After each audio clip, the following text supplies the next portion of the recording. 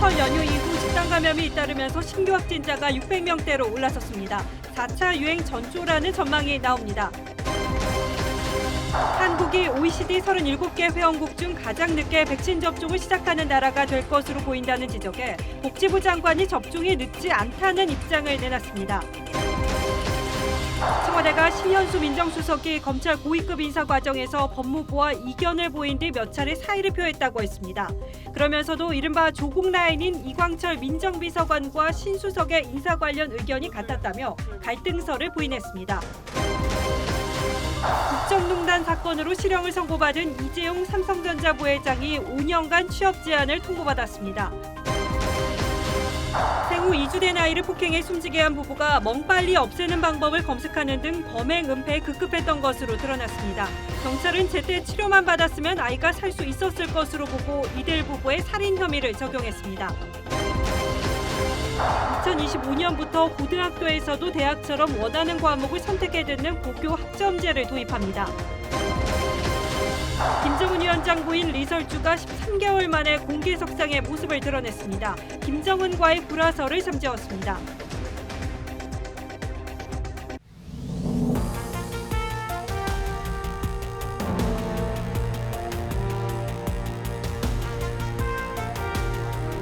안녕하십니까. 뉴스9의 신동욱입니다. 코로나19 신규 확진자가 오늘 600명 넘게 나왔습니다. 이틀 새 2배로 불어난 겁니다. 이 숫자만 가지고는 일시적인 현상인지 아니면 재확산의 시작인지 아직은 단정적으로 말하긴 어렵습니다. 다만 전문가들은 4차 대유행 가능성을 경고하고 있습니다. 4차 대유행이 예상보다 더 빨리, 더 강력하게 올 수 있다는 불안한 전조로 여기고 있습니다. 우리는 아직 백신 접종 시작도 못했는데 말이죠. 오늘은 박상준 기자가 먼저 보도하겠습니다. 서울 송파구의 한 보습학원. 이 학원에 다니는 고등학생이 지난 14일 첫 확진된 이후 학생 13명과 종사자 3명 등 총 18명이 확진 판정을 받았습니다. 해당 학원에서는 외부 환기가 어려운 밀폐된 강의실에서 학생들이 수업을 받으며 장시간 머무른 것으로 파악되었습니다. 경기도 고양의 한 어린이집에서는 원아와 종사자, 가족 등 11명의 확진자가 나왔습니다. 서울 순천향대병원 관련 확진자는 140명으로 23명이 늘었습니다. 특히 퇴원 환자들을 연결고리로 경기도 용인과 전북 일가족 등으로 전파됐습니다. 교회와 사우나, 체육시설 등 생활공간 곳곳으로도 집단 감염이 퍼지며 신규 환자는 이틀 전의 2배인 600명을 넘었습니다. 4차 대유행의 전조로 하루 최대 1,500명을 예측했던 수준보다 환자 규모가 더 커질 수 있다는 우려가 나옵니다. 지금 기준선 자체가 300에서 500명 정도로 유지가 되고 있잖아요. 그래서 출발선 자체가 높기 때문에 확산세가 오게 되면, 유행이 오게 되면 그 유행의 규모가 더 커지게 되는 거죠. 방역당국은 4차 유행인지 여부는 환자 발생 추이를 더 지켜봐야 알 수 있다고 밝혔습니다. TV조선 박상준입니다. 오늘 신규 확진자의 70% 정도는 수도권에서 발생했습니다. 특히 경기도 남양주시의 한 플라스틱 제조 공장에서 100명 넘는 근로자가 집단 감염됐습니다. 대부분이 기숙사 생활을 하는 외국인 근로자였습니다. 지난 설 연휴 기간 동안에 주변 음식점과 상가 등을 돌며 접촉한 사람도 많아서 지역사회 전체에 비상이 걸렸습니다. 이어서 서영일 기자가 보도합니다. 경기도 남양주 진관산업단지에 차려진 임시선별검사소. 사람들이 길게 줄을 섰습니다. 한 플라스틱 공장에서 115명의 확진자가 나오자 59개 입주업체 1,200여 명 전원이 검사를 받게 된 겁니다.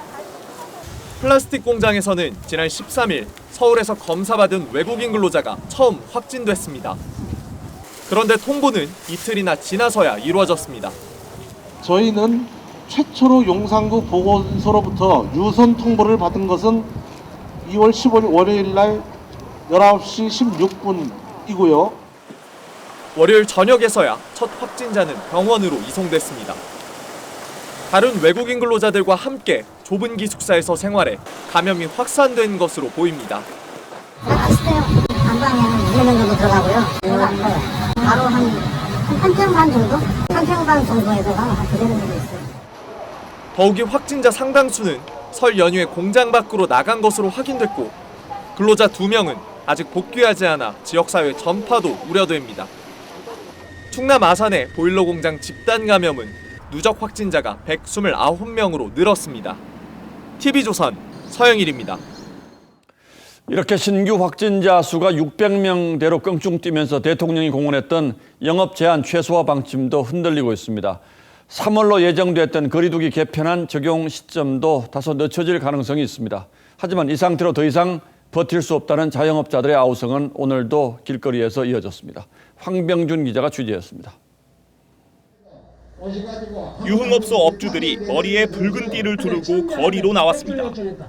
집합 금지는 풀렸지만 밤 10시 영업 제한으로 여전히 생존권을 위협받는다며 대책을 요구하고 나선 겁니다. 정부도 다음 달부터는 사회적 거리두기를 새롭게 재편해 집합 금지와 영업 제한은 최소화할 계획이었습니다. 소상공인과 자영업자 등 일부 계층에게 계속해서 경제적 부담을 지울 수는 없습니다. 하지만 연휴가 끝나기 무섭게 환자가 급격히 늘어나자 기류가 바뀌고 있습니다. 살얼음판을 걷는 방역 상황보다 더 우려스러운 것은 곳곳에서 드러나고 있는 해이해진 방역 의식입니다. 방역 당국은 확진자가 계속 늘어나면 영업 제한 조치를 오히려 강화하고 새 사회적 거리두기 개편 시기도 조정해야 하는 상황입니다. 자율과 책임의 원칙에 따라서 방역 조치가 다소 완화되는 체계로 지금 설계를 하고 있기 때문에 그 시기의 적정성에 대한 문제도 좀 고민스럽게 될 것 같습니다. 감염병 전문가들은 정부가 거리두기를 성급히 완화해 국민들에게 잘못된 신호를 줬다고 지적하고 있습니다. TV조선 황병준입니다. 자, 그런데 이런 상황이 온 데 대해서 결국 정부가 백신 확보에 실기한 책임을 다시 한번 따져보지 않을 수 없게 됐습니다. 정부는 그동안 이런저런 이유를 들어서 실기한 것이 아니라 신중하게 대처했을 뿐이라고 주장하고 있습니다만 결국 결과만 두고 보면 더 이상 변명은 어렵게 됐습니다. 전 세계 79개 나라가 이미 백신 접종을 시작했고 OECD 국가만 두고 보면 우리가 맨 꼴찌입니다. 하지만 오늘도 정부의 답변은 크게 변하지 않았습니다. 이태희 기자가 취재했습니다. OECD 회원국 가운데 백신 접종을 시작한 국가는 총 32개국입니다.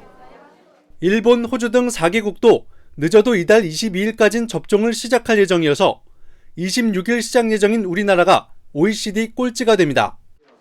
게다가 65세 이상 고령자는 다음 달 이후에나 접종할 수 있습니다. 하지만 국회에 출석한 권덕철 보건복지부 장관은 크게 늦지 않았다고 했습니다. OECD 국가 중에서도 이제 꼴찌를 기록할 예정입니다. 늦었다는 거에 대해서 인정하시죠? 크게 늦지는 않다고 보여지고 있습니다. 그러자 여당조차 시기가 늦은 건 인정해야 한다고 했습니다.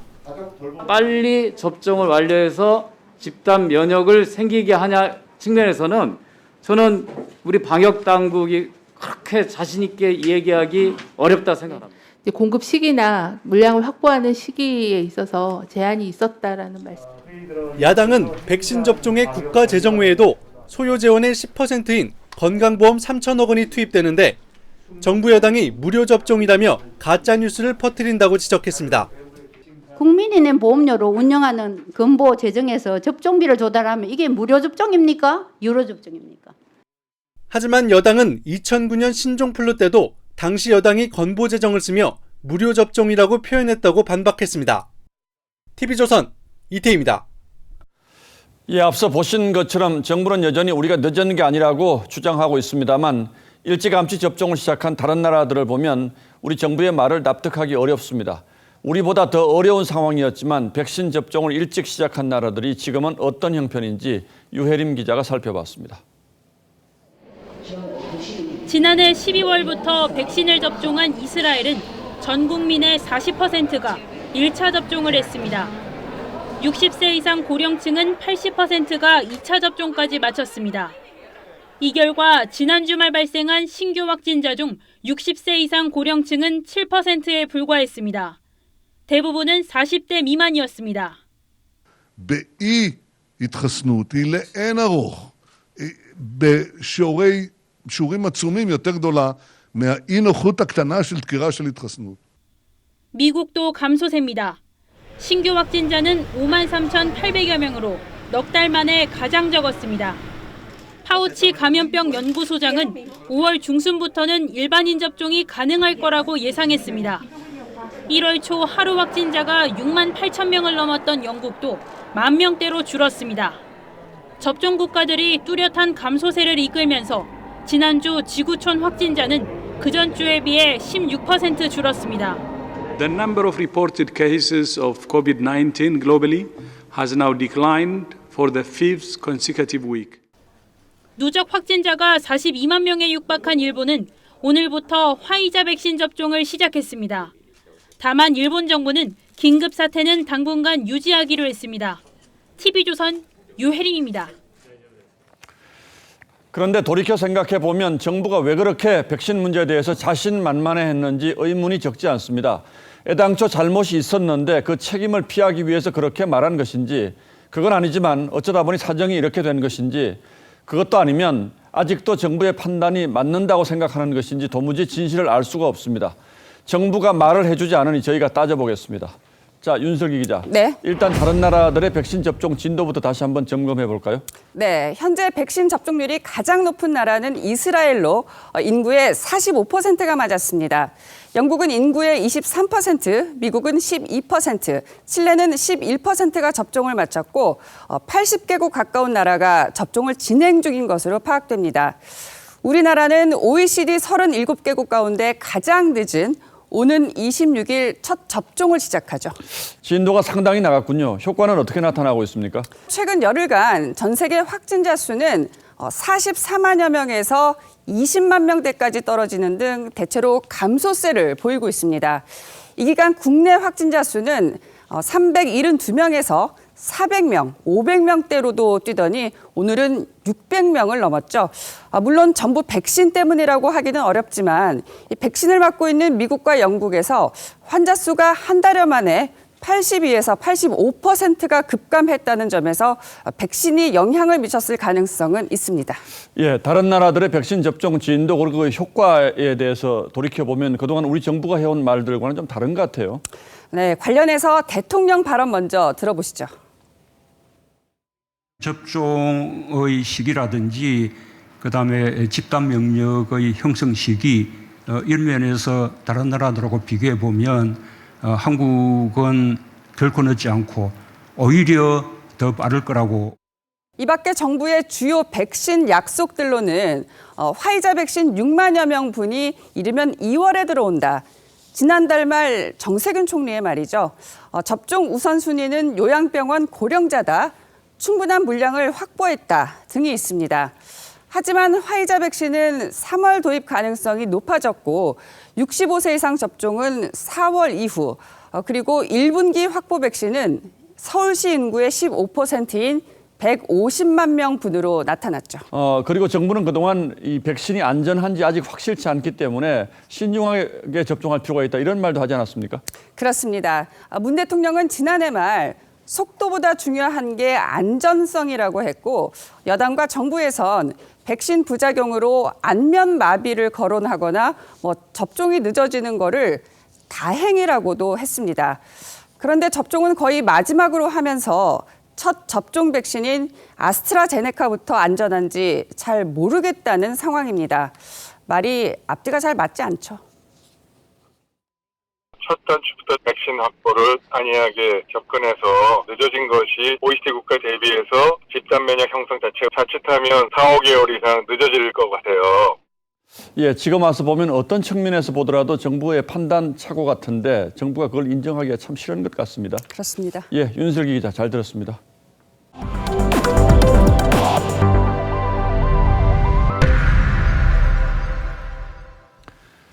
청와대 민정수석실 갈등이 외부로 알려지면서 분위기가 뒤숭숭합니다. 무엇보다 관심은 이제 여러 차례 사의를 밝힌 것으로 알려진 신현수 민정수석의 거취가 될 겁니다. 청와대 연결해서 직접 알아보겠습니다.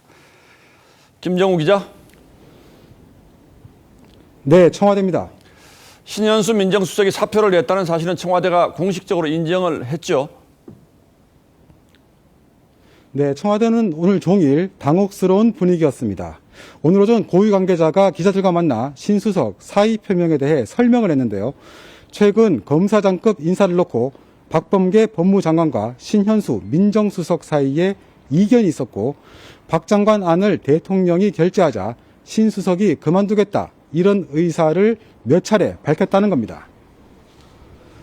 청와대는 신 수석의 사의 표명 때마다 문 대통령이 만류했고 거취 문제는 변화가 없는 상태라면서 신 수석은 오늘까지 정상 근무하며 회의에도 모두 참석했다고 전했습니다. 하지만 신 수석은 여전히 사의를 굽히지 않은 것으로 알려졌습니다. 여당 관계자는 신 수석이 아직 뜻을 안 굽히고 후임자 발령을 기다리면서 일하고 있다고 했습니다. 자, 그렇다면 대통령이 만류까지 했지만 신 수석은 여전히 나가겠다는 생각이 크다 이런 얘기인데 왜 이렇게 신 수석의 마음이 상한 겁니까? 네, 강직한 성격으로 알려진 신 수석이 검찰 인사 과정에서 사실상 패싱을 당한 뒤 못 견뎌 한다는 게 가장 큰 이유로 보입니다. 청와대는 이를 두고 이견은 있었지만 패싱은 없었다며 강하게 반박하고 있습니다. 하지만 문 대통령이 박범계, 신현수 두 사람 사이 이견을 알고도 결재했든 아니면 그런 상황을 모르고 박 장관 쪽에 일방적 설명만 듣고 사인했든 모두 문제가 된다는 지적도 나옵니다. 특히 청와대 고위 관계자는 조국 라인의 핵심인 이광철 민정비서관과 신수석 사이 갈등 의혹에 대해선 전혀 사실이 아니라고 했습니다. 지난해 전국을 뒤덮었던 추미애, 윤석열 갈등에 이어 청와대 내부와 법무부 사이 대립 구도가 표출되면서 상당한 진통이 이어질 것으로 예상됩니다. 청와대에서 TV조선 김정우입니다. 자, 그런데 이번 사태 와중에서 알려진 대통령의 생각에도 의문이 있습니다. 박범계 장관의 첫 검찰 인사를 보면 윤석열 총장의 뜻이 거의 반영되지 않은 것으로 보이는데 이 인사안을 대통령이 그대로 제거했다는 점입니다. 이 과정에서 신현수 수석이 이른바 패싱을 당해서 마음이 크게 상했다는 거죠. 그래서 대통령이 말로는 윤석열은 우리 검찰총장이라고 했지만 속마음은 변하는 게 없다는 분석도 나왔습니다. 청와대에서 나온 이번 사태 뒷얘기들은 최지원 기자가 취재했습니다. 청와대는 최근 검찰 인사 협의 과정에서 박범계 법무장관이 자기 주장을 관철했고 문재인 대통령이 인사안을 제거했다고 했습니다. 윤석열 검찰총장의 반대에도 조국 라인과 뜻을 함께한 박범계 법무부의 손을 들어준 겁니다.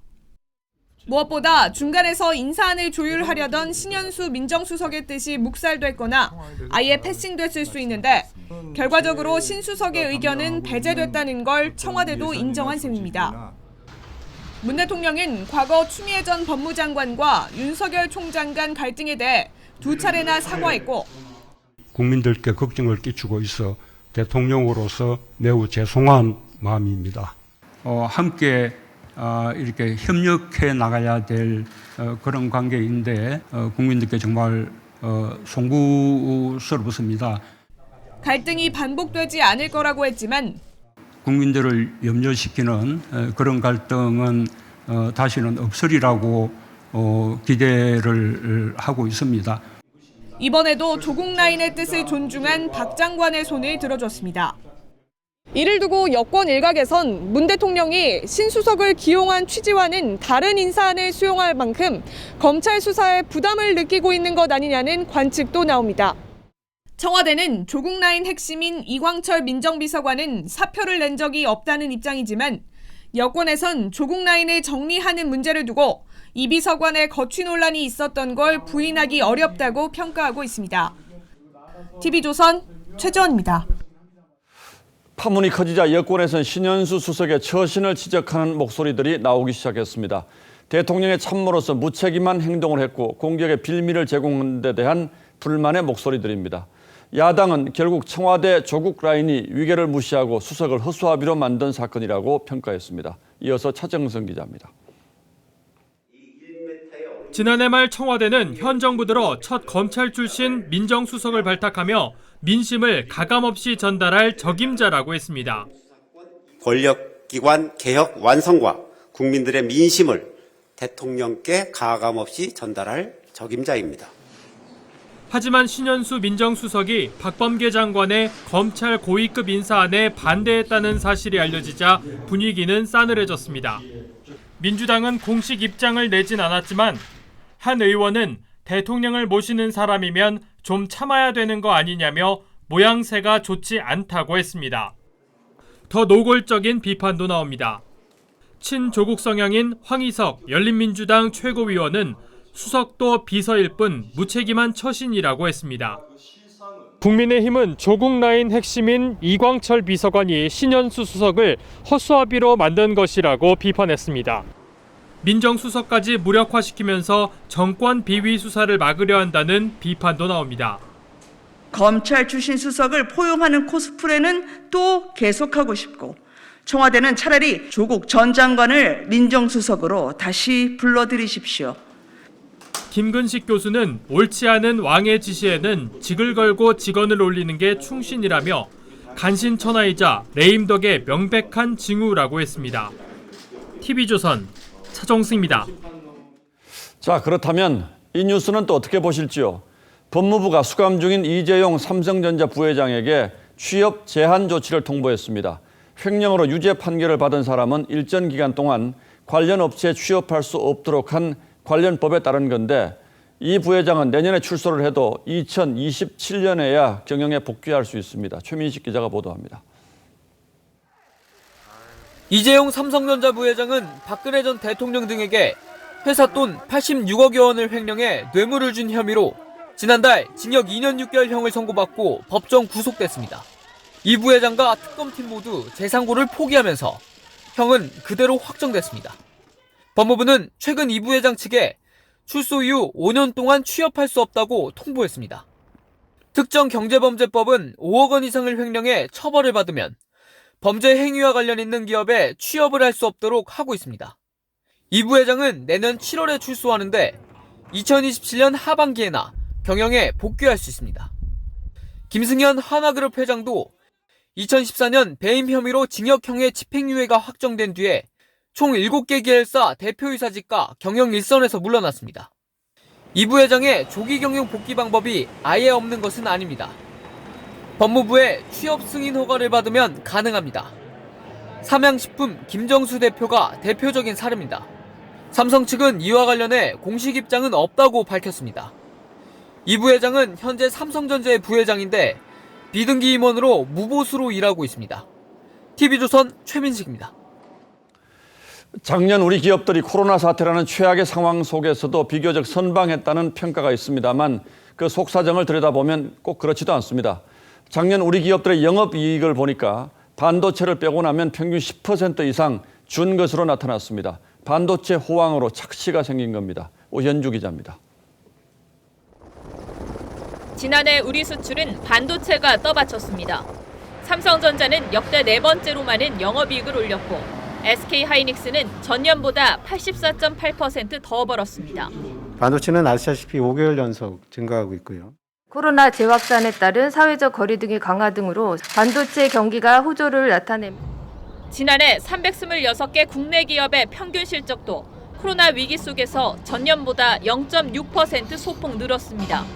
그러나 반도체 호황으로 인한 착시 현상이었습니다. 삼성과 하이닉스를 제외하니 평균 영업이익이 10.2% 줄어든 겁니다. 경영 성적 희비는 코로나가 갈랐습니다. 비대면 수요 덕에 IT 전자업종이 1년 새 13조 3,923억 원, 가장 많이 벌어들였고 동학개미 영향으로 증권사는 1조 원대 이익을 냈습니다. 반면 조선, 철강, 자동차 등 전통적인 제조업종은 부진을 면치 못했습니다. 코로나19가 이런 산업 변형의 촉진제 역할을 분명히 해왔다. 산업의 양극화가 더 급속도로 진행되지 않을까라고 생각합니다. 영업이익 1조 원 이상을 기록한 1조 클럽 기업에도 SK이노베이션, 롯데케미칼 등 화학업종이 빠지고 미래에셋대우 등 증권사가 새로 이름을 올렸습니다. TV조선 오현주입니다. 10살 난 조카를 폭행하고 욕조에서 학대를 해 숨지게 한 이모 부부에게 경찰이 살인죄를 적용했습니다. 숨진 아이의 친엄마가 학대 사실을 알고도 방임했는지 여부에 대한 조사도 이뤄지고 있습니다. 김승동 기자입니다. 모자와 마스크를 쓴 여성이 경찰서를 나섭니다. 10살 난 조카를 폭행하고 학대해 숨지게 한 이모 A씨입니다. A씨는 검찰 송치 과정에서 취재진에게 억울하다는 취지의 말을 남겼습니다. 혐의를 부인하시는 건가요? 정말 잘못했다 생각은 하는데 얘기하고 싶어요. 경찰은 오늘 A씨 부부를 검찰에 송치했습니다. 경찰 조사 결과 A씨 부부의 폭행과 학대는 지난해 12월부터 20여 차례 이어졌습니다. A씨 부부는 조카가 숨질 당시 손발을 묶은 채 물이 담긴 욕조에서 학대했는데 욕조 학대는 지난달에도 한 차례 더 있었던 것으로 드러났습니다. 경찰은 A씨 부부가 학대로 조카가 숨질 수 있다는 걸 알고 있었던 것으로 보고 살인죄를 추가 적용했습니다.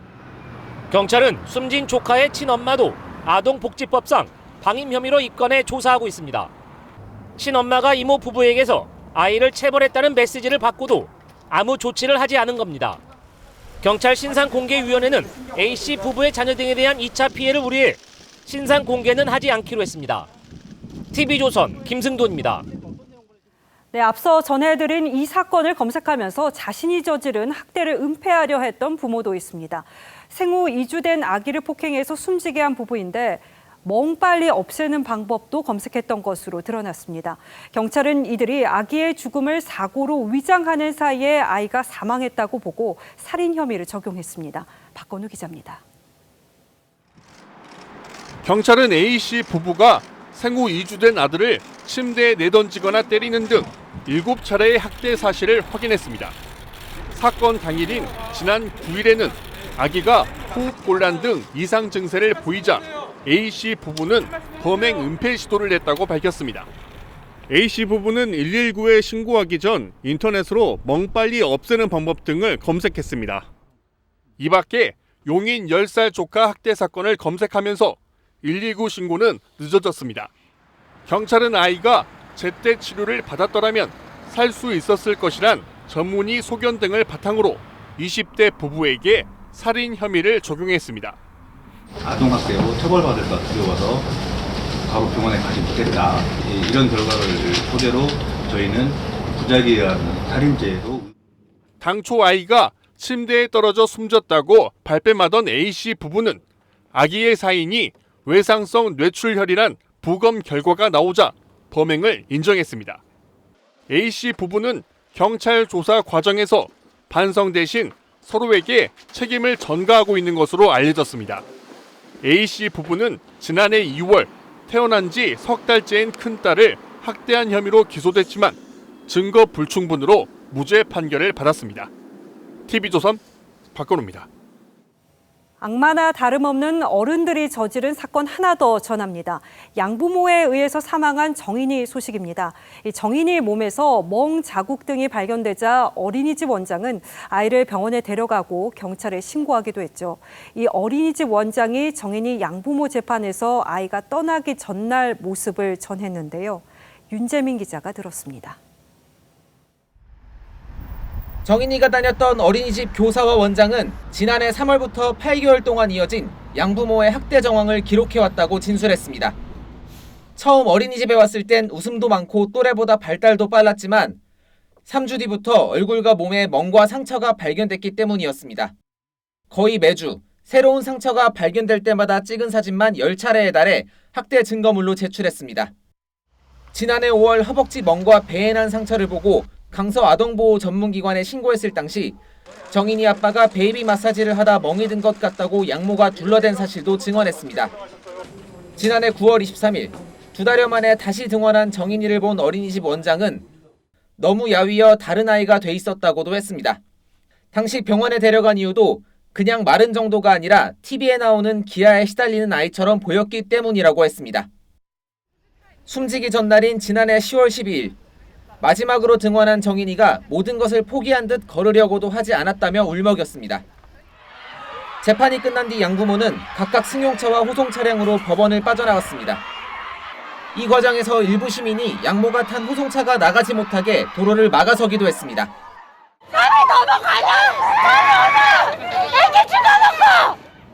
다음 재판은 다음 달 3일 열립니다. TV조선 윤재민입니다. 일본군 위안부 피해자를 왜곡한 하버드대 교수가 간토 대지진 당시 조선인 학살은 당연했다는 논문을 쓴 것으로 드러났습니다. 일본에서 성장했고 일본법이 전공이니까 관련 사실을 잘 알고 지식도 충분하지 싶은데 이런 논문을 쓴 걸 어떻게 봐야 할까요? 미국 시민사회는 역사를 말살하는 시도를 멈추라고 경고했습니다. 송무빈 기자입니다. 1923년 9월 1일 규모 7.8의 강진이 일본 수도권을 강타했습니다. 10만 명 넘게 숨지고 민심이 흉흉해졌습니다. 일본 정부는 제1한국인들이 우물에 독을 탔다는 등의 유언비어를 퍼뜨렸고 이를 핑계로 자경단을 조직해 최소 6천여 명의 한국인들을 학살했습니다. 램지어는 이 역사도 부정했습니다. 2019년 6월 논문에서 방화 등의 범죄에 일본인들이 대응한 거라는 해괴한 논리를 폈습니다. 한국인 남성 범죄율이 일본인보다 높았다는 억지 주장도 했습니다. 또 사망자는 300명인데 부풀려졌다고 했습니다. 램지어는 전범 기업 미쓰비시의 후원을 받고 있습니다. 마이크 혼다 전 하원 의원은 램지어와 하버드대가 미쓰비시의 후원금을 끊어야 한다고 주장했습니다. 이용수 할머니는 미국 시민운동가들과 온라인에서 만나 이렇게 일갈했습니다. 조선에 쳐들어와서 여자아이들 끌고 가고 하버드대 교수가 하는 말 무시하대. 릴리언 싱 위안부 정의연대 의장은 일본이 역사를 말살한 뒤 새롭게 세탁하는 일을 돕고 있다고 비판했습니다. Such as a Harvard professor to justify and try to explain away rape and war crimes. And Harvard, they don't do anything about this. They're giving authority to this idea. 한인 사회는 램지어의 교수직 사임을 촉구했습니다. 하지만 사이버 외교사절단 반크가 보낸 항의 메일에 대해 하버드대 총장은 학문의 자유라며 램지어를 옹호했습니다. TV조선 송무빈입니다. 동해 민통선 아래 배수로를 통해서 어제 귀순한 탈북자가 CCTV 화면에 4차례 포착됐던 것으로 드러났습니다. 이 최첨단 장비로 경계 시스템을 마련해 놓고도 탈북자를 놓친 것이고 또 이마저도 실시간이 아닌 리플레이 과정에서 확인한 것이어서 이 군 기강 회의가 지적되는데요. 자꾸 뚫리는 최전방에 오늘의 포커스를 맞췄습니다. 오늘 열린 국회 국방위원회 전체 회의. 어제 강원도 고성군에서 붙잡힌 북한 남성이 어떻게 월남했는지가 큰 관심을 모았죠. 군은 바다를 헤엄쳐온 북한 남성이 잠수복과 오리발을 이용한 것으로 확인했습니다.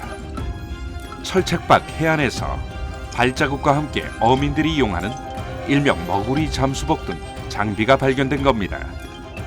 남성은 해안 철책 아래 배수로를 통해 들어온 것으로 추정되죠. 철책 하단 배수로에 차단막이 훼손되었음을 확인하였습니다. 이 배수로를 통해서 해안 철책선을 극복한 것으로 추정하고 있습니다. 지난해 7월 강화도 일대에서 탈북자가 재월북했을 때도 해안가 철책 아래 배수로가 문제였는데 통과한 지점은 철책은 아니고 배수로로 확인했습니다. 같은 허점이 또다시 노출된 겁니다. 북한 남성은 5km 넘게 걸어서 이동하는 동안 우리 감시 장비에 여러 차례 포착됐습니다. 하지만 조치는 없었죠. 해안으로 상륙한 이후에 감시 장비에 몇 차례 포착되었지만 해당 부대는 적절한 조치를 하지 않았습니다. 지난해 11월 강원도 고성에서 북한 주민이 철책을 뛰어넘은 일명 점프 귀순 때도 감시 장비에 포착됐지만 신병 확보에 14시간이나 걸려 비판을 받았습니다. 2019년 북한 목선이 삼척항으로 태연하게 입항해 귀순했을 당시에는 어민이 신고하기 전까지 파악조차 못했습니다. 어민들이 마음 놓고 뭐 편히 살 수 있겠습니까? 갑자기 거기서 이거지 130km 가가지고 아무도 모르고 뚫릴 때마다 군의 허술한 경계 태세가 도마 위에 오르지만 점프 귀순, 철책 귀순, 배수로 귀순, 경계 실패는 끊이지 않고 있습니다. 뉴스라인 포커스였습니다. 김학의 전 차관 불법 출국 금지 의혹을 수사 중인 검찰이 관련 수사 무마 의혹을 받고 있는 이성윤 중앙지검장의 소환을 통보했습니다. 현직 서울중앙지검장의 소환은 전례가 없는 일이죠. 이 지검장 불응했습니다. 대신 입장문을 통해서 의혹을 전면 부인했습니다. 주원진 기자입니다. 2019년 3월 당시 김학의 전 법무부 차관에 대한 긴급 출국 금지 요청서입니다. 서명란에 결재 권한이 있는 동부지검장 대신 대리 이규원 검사라고 적혀 있습니다. 당시 김 전 차관 과거사 진상조사단 소속이던 이 검사는 허위 사건 번호로 가짜 문서를 만들어 김 전 차관의 출국 금지를 요청한 의혹을 받고 있습니다. 수원지검은 지난달 이 검사의 사무실과 휴대폰을 압수해 분석을 마쳤고 피의자 신분으로 불러 조사했습니다. 검찰은 또 이성윤 중앙지검장에게도 소환을 통보했습니다. 혐의는 2019년 당시 대검 반부패부장으로 있으면서 수원지검 안양지청의 이규원 검사에 대한 수사를 무마하기 위해 수사팀에 압력을 넣었다는 겁니다. 이 지검장은 검찰 출석을 거부했고 대신 첫 공식 입장문을 통해 의혹을 전면 부인했습니다.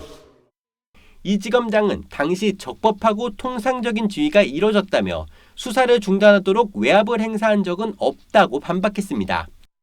수사팀은 어제 김 전 차관의 긴급 출국 금지를 승인한 차규근 법무부 출입국 본부장을 소환 조사했습니다. 박상기 전 법무부 장관에 대한 소환 조사도 검토 중입니다. TV조선 주한진입니다. 하루가 다르게 빠지는 머리숱이 고민인 분 제 주위에도 꽤 됩니다. 20, 30대 남성뿐 아니라 젊은 여성층에서도 제법 나타나면서 관련 시장이 급성장하고 있는데요. 시장 규모만 4조 원에 달한다는 분석입니다. 김자민 기자입니다. 병원에서 근무하는 40대 이모 씨. 최근 부쩍 빠지는 머리카락이 고민입니다. 30대 초반 출산하면서 그 이후로 계속 많이 빠지는 것 같아요. 이 씨처럼 탈모로 젊은 나이부터 병원을 찾는 환자가 늘고 있습니다. 국내에서 탈모 치료를 받은 사람은 누적으로 1,000만 명에 이릅니다. 2019년 기준으로는 23만여 명인데 4명 가운데 1명이 20, 30대입니다. 하는데 요즘은 젊은 사람들이 되게 많이 빠져요. 스트레스 때문에 생기는 원형 탈모 이런 것도 있고요. 또 출산하고 나서 또 생기는 그런 탈모도 있고. 덩달아 관련 시장도 커지고 있습니다. 지난해 탈모 관련 제품 매출은 60% 성장했습니다. 특히 20, 30대는 전년보다 지출이 72% 늘었습니다. 탈모 시장에 큰 손이 된 겁니다. 한 드럭스토어는 탈모 관련 상품 수를 지난해보다 2배 늘렸고 한 전자업체는 헬멧 형태의 탈모 치료기를 출시했습니다. 기존에는 이제 40, 50대 남성분들께서 많이 찾으셨다고 하면 이제 20, 30대 남성분들도 많이 찾으시는 추세고요. 다만 전문가들은 탈모는 치료 시기가 가장 중요하다며 정확한 진단 뒤 제품을 사용해야 한다고 조언합니다. TV조선 김자민입니다.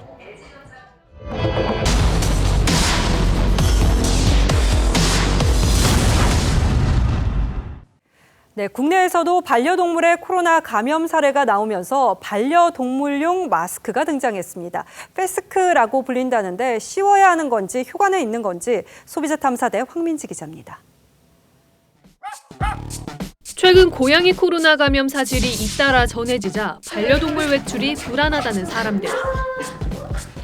아무래도 사람들이 많은 데를 가거나 좀 다른 강아지들을 마주치기가 두려운데 그러다 보니 반려동물용 마스크, 패스크가 여기저기서 팔립니다.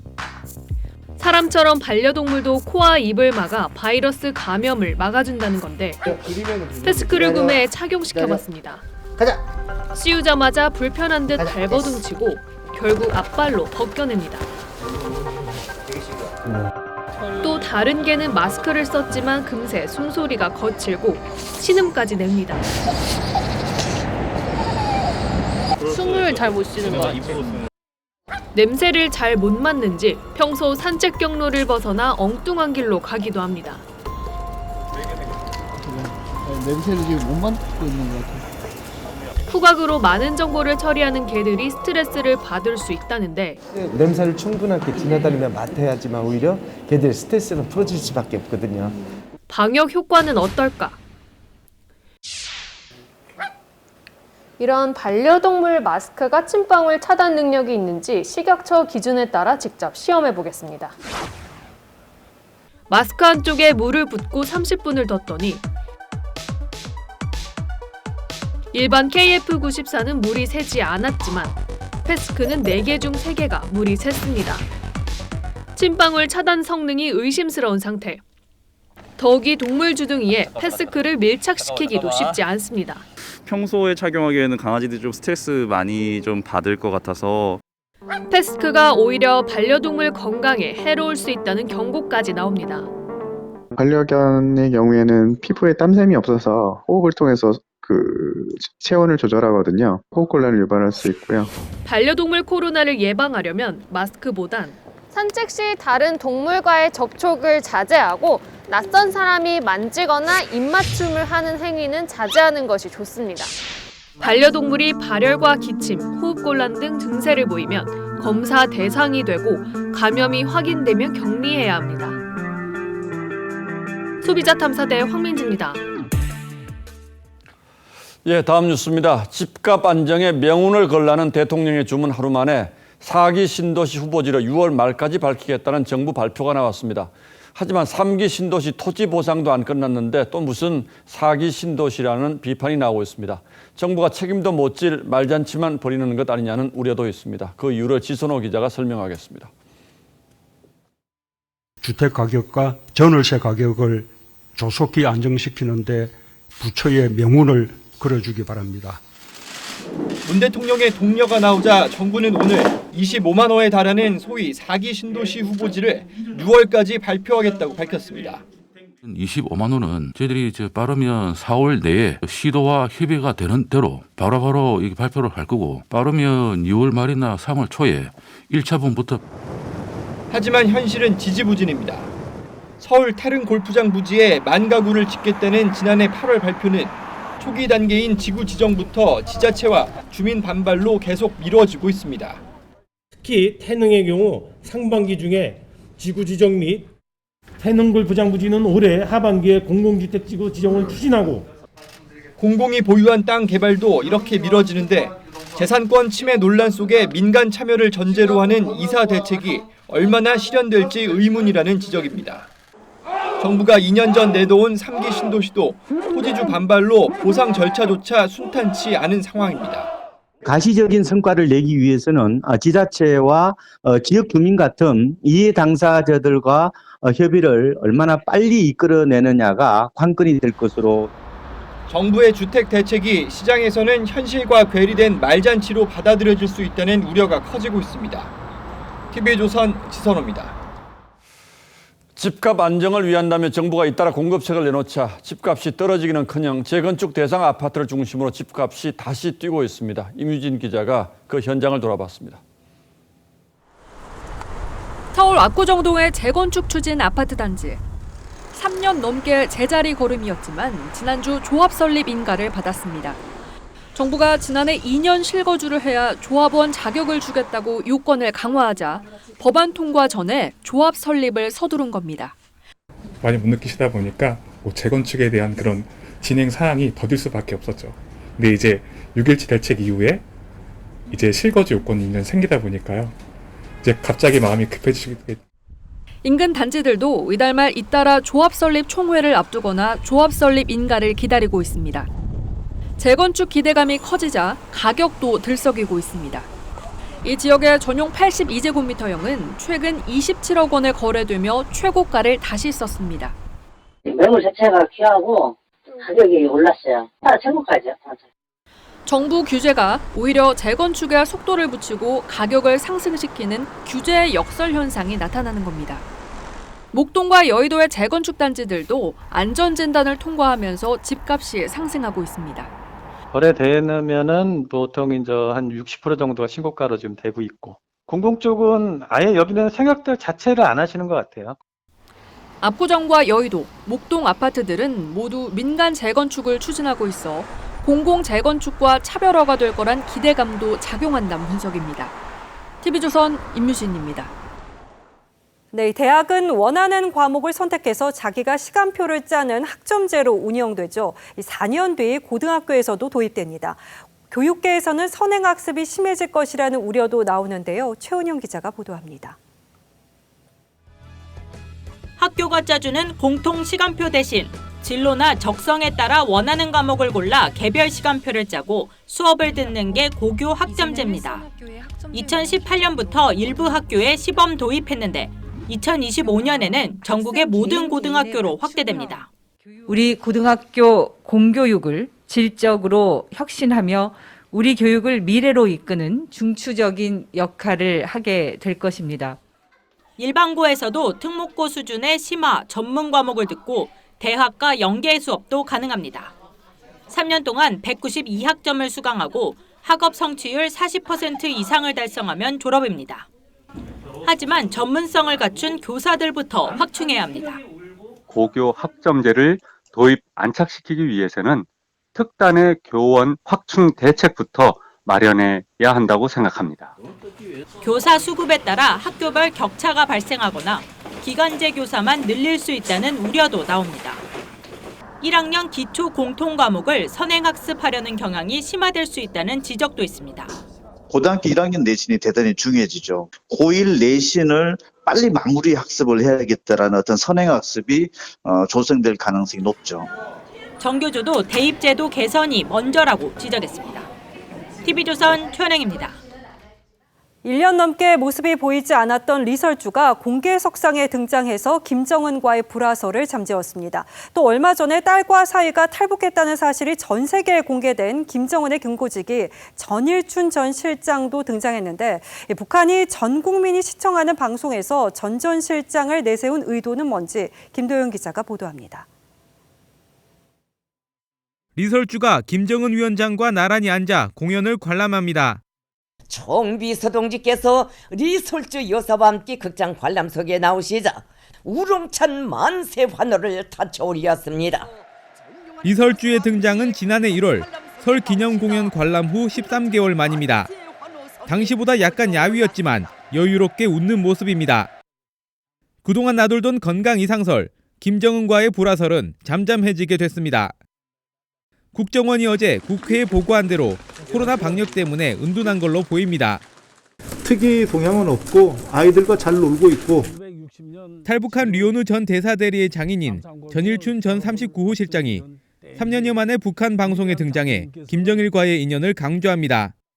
장모님께서는 저를 친히 부르시고 전일춘은 북한 김씨 일가의 통치 자금을 관리하는 역할을 해서 김정은의 금고지기로 불립니다. 김씨 일가의 그 사치품 조달과 구입도 이 실에서 하는 것으로 알고 있습니다.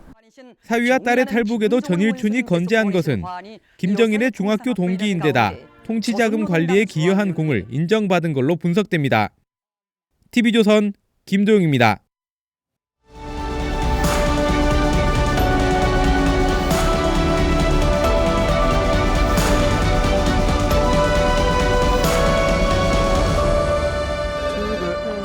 Hello, White House. Please hold. Hello, White House. White House. 클린턴 대통령이 전화를 받느라 바쁩니다. 비서들이 모두 일손을 놓아버린 겁니다. 잔디를 깎고 전용차를 닦고 자판기에서 간식을 사 먹으려다 발로 걷어찹니다. 클린턴이 임기 마지막 해 기자단 만찬에 썼던 영상, 마지막 날들입니다. 천덕꾸러기 말년 대통령의 일상을 천연덕스럽게 연기해 폭소가 터졌죠. 오바마 대통령은 바이든 부통령과 마지막 날들 속편을 찍었습니다. 풀이 죽은 채 퇴임 후 어떻게 살지 걱정합니다. You can drive again. You're going to need a license. 대통령제 국가에서 집권 말기에 권력이 새는 현상은 필연적입니다. 노무현 대통령도 퇴임을 1년 반 남기고 내 임기는 다 끝났다. 사람들이 말을 듣지 않는다고 했습니다. 하지만 문재인 대통령은 지금까지 지지율도 괜찮은 편이고 내부 지휘 체계도 일사불란한 듯 했습니다. 그런 청와대에서 거의 처음 듣는 파열음이 터져나왔습니다. 임명된 지 2달도 안 된 신현수 민정수석이 그듭 사의를 표명하고 대통령은 만류하는 상황이 벌어지고 있습니다. 신 수석이 검찰 인사 중재와 조율 과정에서 배제된 채 대통령이 박범계 장관의 인사안을 받아들이자 사의를 밝혔다는 겁니다. 신 수석은 문재인 정부 들어 첫 검찰 출신 민정수석입니다. 대통령과도 가깝고 윤석열 총장과도 말이 통하는 사이로 알려져 있습니다. 마침 대통령이 윤 총장을 문재인 정부의 검찰총장이라고 공언하면서 청와대가 윤 총장과의 관계를 재설정하려는 게 아니냐는 관측이 나온 바 있습니다. 그러던 차에 조국 라인의 이광철 민정비서관이 사표를 냈다가 거뒀고 뒤이어 신수석까지 사의를 밝혔다는 소식으로 이어졌습니다. 청와대는 갈등은 없다고 잘랐습니다만 이 말을 곧대로 믿기는 어렵습니다. 권력 핵심부 요직 중의 요직 민정수석이 부임 2달 만에 사표를 냈다는 것 자체가 이미 심상치 않은 일입니다. 기존 청와대 진영을 돌아보면 신수석 기용은 분명 변화의 신호탄으로 받아들여졌습니다. 그런 그가 청와대에 들어오자마자 벌어지고 있는 지금 이 상황은 대체 무엇을 말하는 것일까요? 청와대는 수습에 안간힘을 쓰고 있지만 신수석은 여전히 사의를 거두지 않고 있는 것으로 알려졌습니다. 2000년 전 한 비자는 군주를 에워싸고 가로막는 5가지 재앙 중에 으뜸으로 인해 장막을 꼽았습니다. 신하들이 군주의 눈과 귀를 막는 것이라고 말이죠. 2월 17일 앵커의 시선은 권력의 숙명이었습니다.